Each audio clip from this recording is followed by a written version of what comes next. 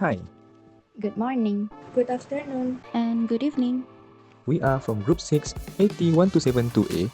We'll be presenting to you about AQU139 Aquaculture Feed and Nutrition Practical Assessment.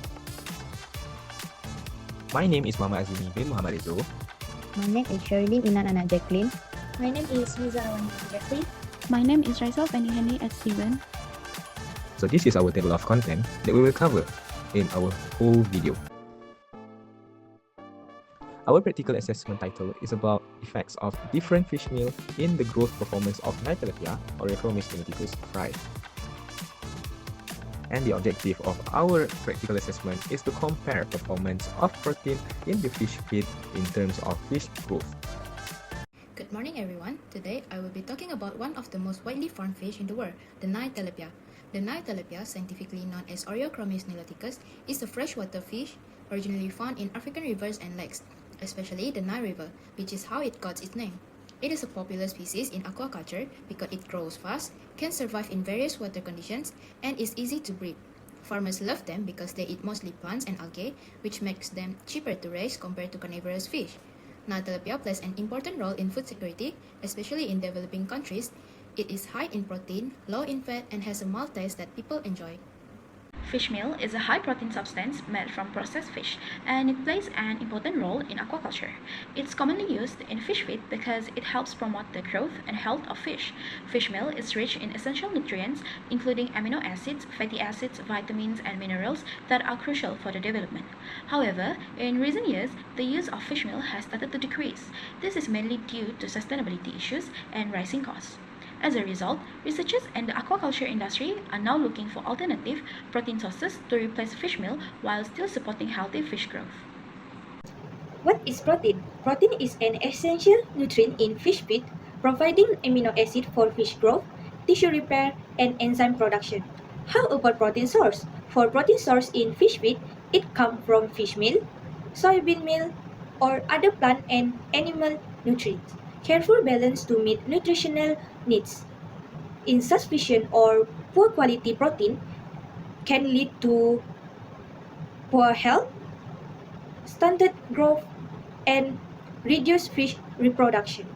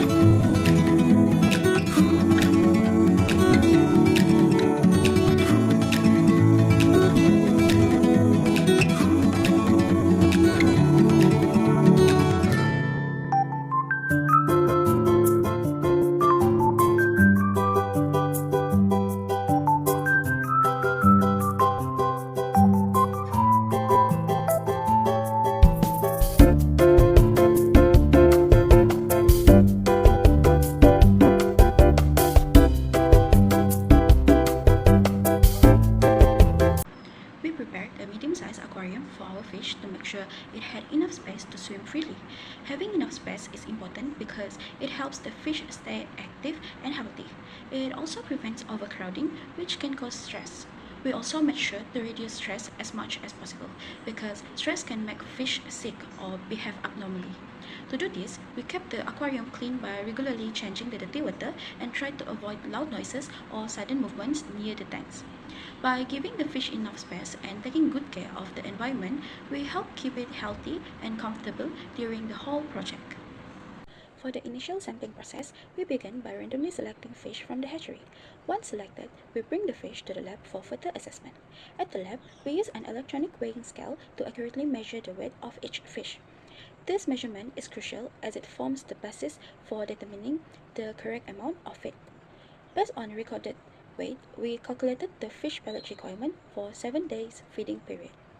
However, in week 2, we adjusted the feed calculations to cover 14 days instead of 7 days because we were anticipating the Gawai holiday in week 3, which feeding adjustments and sampling would not be conducted.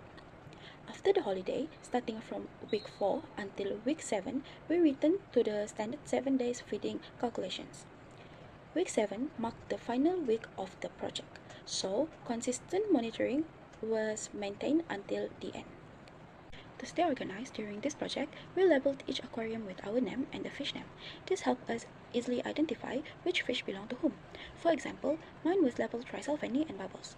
Labeling also helped to prevent confusions, especially when we were recording observations or comparing progress with teammates. Although it was a small step, it really helped keep everything clear and well managed during the project. Before sampling, fish were fasted for 24 hours to ensure their digestive tract were empty. This step helped to reduce stress, prevent contamination during sampling, and provide more accurate measurement, especially for weight-related data. After fasting period, fish were carefully handled and prepared for the sampling process. From week 1 to week 5, fish sampling was conducted following a gentle and careful method. First, the fish were carefully collected using a scoop net. All nets were cleaned before and after use to maintain hygiene and prevent contamination. During the scope technique, we move slowly and approach the fish from the side using a soft net to minimize stress and avoid injury. For weighing, each fish was placed in a container or beaker. The fish was then weighed using a digital scale and it actually weighed. Handling time was kept short to reduce stress on the fish. After sampling the fish, it was gently returned to the aquarium. I observed it briefly to ensure it was calm and swimming normally. The sampling equipment was clean and dry to prevent contamination. Finally, I record the fish data such as weight in my note phones. Then I transfer it to Google Classroom. Excellent. Now, I'm going to explain to you the methods of final sampling. It is actually the same as the first sampling, but it had a few differences. Firstly, prepare a 1 liter beaker and a weight scale, and then place the beaker on the weight scale and press on then reach 0 button. After that, scoop out the fish from your aquarium by using either your hand or a fish scoop net. Make sure your fish is not stressed, okay? And then put the fish inside the beaker that will place on the weight scale. And then make sure that you take pictures and videos before, during, and after your sampling. And last but not least, record the fish weight in the Google Excel that provided in Google Classroom for your data collection. This graph compares the initial and final fish weight under Diet 1 and Diet 2. In most groups, fish fed with Diet 1 gain more weight than those on Diet 2. For example, some fish under Diet 1 increased from 27.9 gram to 29.8 gram and 16.9 gram to 21.2 gram, while fish on Diet 2 showed little or even negative growth. Overall, Diet 1 appears to be more effective in promoting fish growth.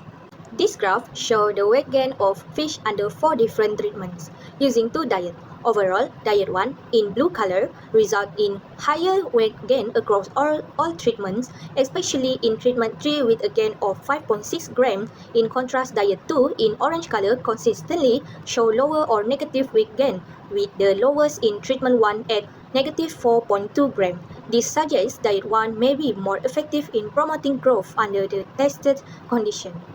Now, let's look at the result on survival rate for two dietary treatments. As you can see from the bar graph, Diet 1 showed the highest survival rate at 100%, while Diet 2 had a significantly lower survival rate of just 25%. Diet A clearly performed the best. This is likely due to a more balanced and digestible nutrient profile, which supports better immune functions and growth. On the other hand, Diet B had the poorest performance with only 25% survival. This could be due to nutritional deficiencies or low feed palatability, both of which can cause stress and increase mortality in fish. And now, based on the explanation from my group mates just now, we could conclude that after taking care of Nile, Tilapia, Oreochromis niloticus fry for few weeks, we discovered that the best fish meal is from Diet A, or fish meal A. It is because the Nile Tilapia fry that were given Diet A had a significant growth compared to the Nile Tilapia fry that were given Diet B. During this project, we faced several challenges in caring for our fish. One of them was abnormal swimming behavior, where some fish swam in circles, floated upside down, or stayed still at the bottom, which often indicated stress or early signs of illness. We also encountered fish diseases such as wounds, swelling, and discolorations, which affected their appetite and overall health. Another major challenge was poor water quality. Sometimes the water became dirty or cloudy, creating an unhealthy environment for the fish. These experiences taught us the importance of maintaining clean water, observing fish behavior closely, and taking early actions when problems appear. As we move forward, there are two key areas that could significantly improve research and practice in fish feed and nutrition. First, we can explore the development of a precision feeding system.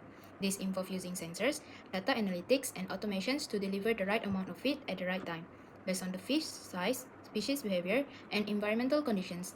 This approach can minimize feed waste, reduce environmental impact, and maximize growth and survival rates. Second, the implementations of feed optimizations models. These models use mathematical and computational tools to design feeds that are nutritionally balanced, cost-effective, and tailored to the specific requirements of the species and growth stage. By stimulating different formulations, we can predict outcomes like growth performance, feed conversion ratio, and health impact before the feed is even produced. Together, these directions aims to make aquaculture feeding more efficient, sustainable, and responsive to both biological and economic needs. So now, I'm going to tell you guys what is the implication of this study. Firstly, from this study, we have learned that the type and quality of fish meal have a direct impact on the growth performance of Nile Tilapia or Oreochromis niloticus fry. The superior results obtained from fish meal A demonstrate the importance of selecting feed with high nutritional value and better digestibility. Other than that, through the comparison of fish meal A and fish meal B, we have learned how composition influences fish health, growth rate, and overall aquaculture productivity. This knowledge deepens our understandings of feed management and nutritional science in aquaculture. Additionally, this assessment also has enhanced our practical skills in feed preparation, growth monitoring, and data collection. By conducting this study, it allows us to apply theoretical knowledge in a real aquaculture setting, sharpening our ability to critically analyze results and make decisions.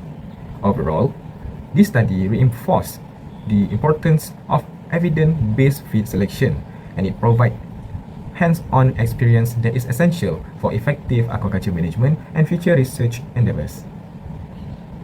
This project focused on assessing the growth performance of tilapia fry fed with pellets made from two types of fish meal from the factory and processed that fish from the hatchery and ponds. We worked in groups to prepare and formulate the pellets manually, learning each step of the process from weighing ingredients and mixing with water to pelletizing and drying. This taught us how to produce fish feeds that meets the nutritional requirements of tilapia fry. Over a 7-week period, we also learned how important it is to understand fish nutrition, especially the role of protein, vitamins, and minerals in supporting healthy growth and survival. Each student cared for their own fish, handling tasks like feeding and water change, while also observing signs of disease or stress. Despite the individual responsibilities, we collaborated as a team by sharing knowledge and helping each other solving problems. Overall, this project improved our practical skills in fish care, data collections, and feed preparations. It also strengthened our understanding of aquaculture system, time management, and the responsibilities involved in maintaining healthy fish in controlled environments. Thank you very much. That's all from us. See you again.